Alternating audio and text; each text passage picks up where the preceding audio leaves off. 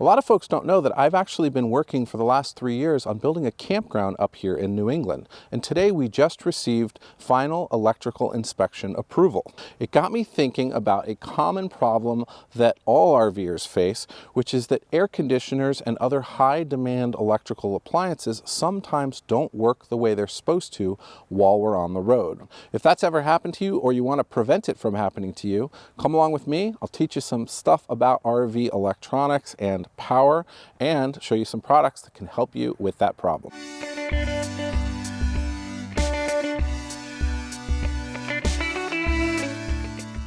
Now, to help demonstrate what typically is causing those problems inside of an RV, I'm going to do something incredibly stupid right now. I'm going to attach 200 feet of extension cable to this travel trailer that has a 50 amp service on it. Taking things one step further, I'm going to do something even more stupid, which is I'm going to build these extension cables with 8-gauge electrical wire instead of the 6-gauge electrical wire that would commonly be required for a 50 amp service. Now, before we get started with explaining all this, these extension cords are getting disassembled as soon as this video is over.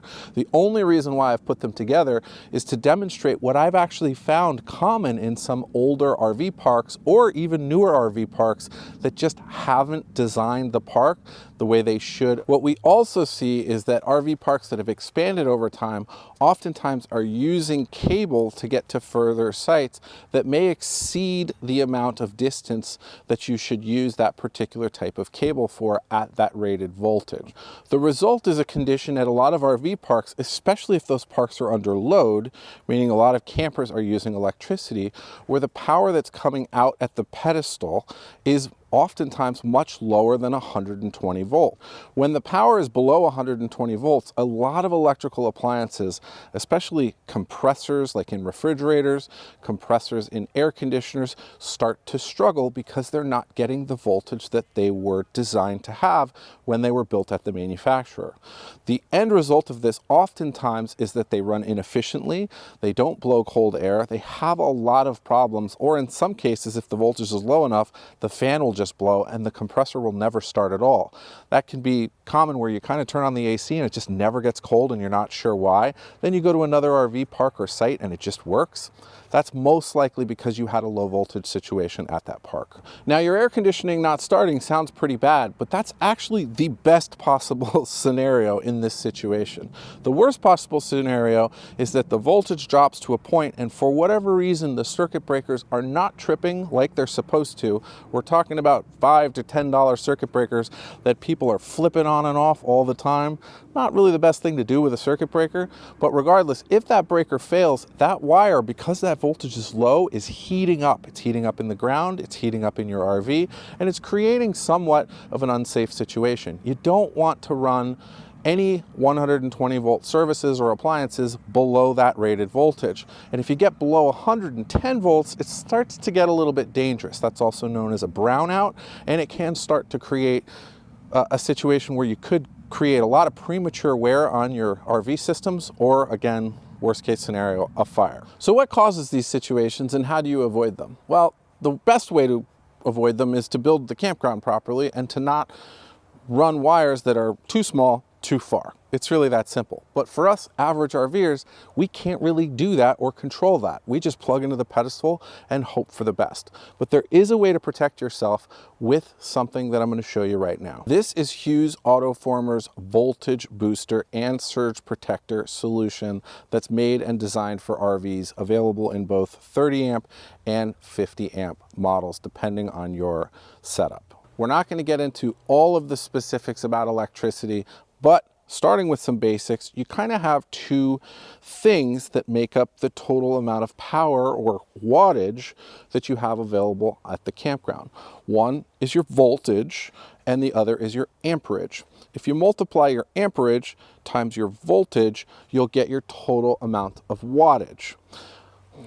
That we won't go too crazy into it, but that's just something important to know. The reason why it's important to know is because a voltage converter or a voltage booster has the ability to reduce the amount of amps and increase the amount of volts to create a safer situation inside of your RV. Now you may be asking yourself, how do I reduce the amps? I need 50 amps, that's what I need.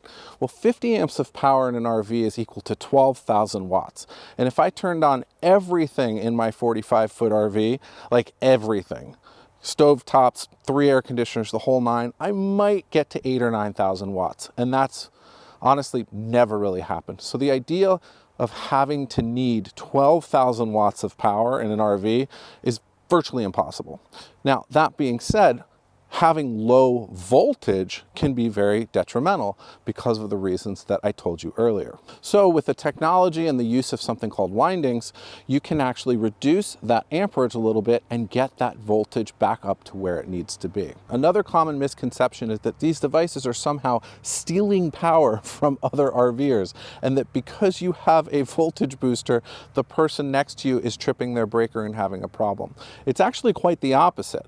By putting a system in place like this, which is kind of like essentially a big transformer, you're stabilizing the power and reducing the amount of strain and heat that's on the wires coming out from the campground.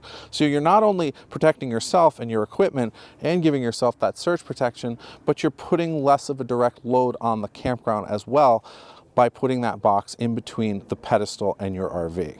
The biggest benefit that I've found in traveling with the voltage booster from Hughes is that my air conditioners work so much more efficiently. I didn't actually know I had a problem until I started using this and just found that they were blowing colder, and all of my 120 volt appliances were just happier in general when I was using this. The Hughes Autoformer voltage booster also has the ability to boost one or both legs of that incoming service. So if you have an unbalanced situation, the voltage booster can help balance that out, just creating a safer and more reliable power situation inside the RV. By adding that ridiculous 200-foot extension cord with the wire that's under spec for my service, I have created a low voltage situation. And what I love about the Hughes Autoformer voltage booster is that I can quickly tell I have this situation by simply looking at the lights right on the front of the device. As you can see here, I have a low voltage situation on leg 1, and the device is solving that by boosting leg 1 to make sure that I have 120 volts of power on both leg 1 and leg 2, meaning all of my outlets and all of my appliances have the power they need to run properly. The voltage booster has the ability to boost the voltage up to 10%, which is honestly pretty much every bad situation I've ever encountered is solved by a 10% boost.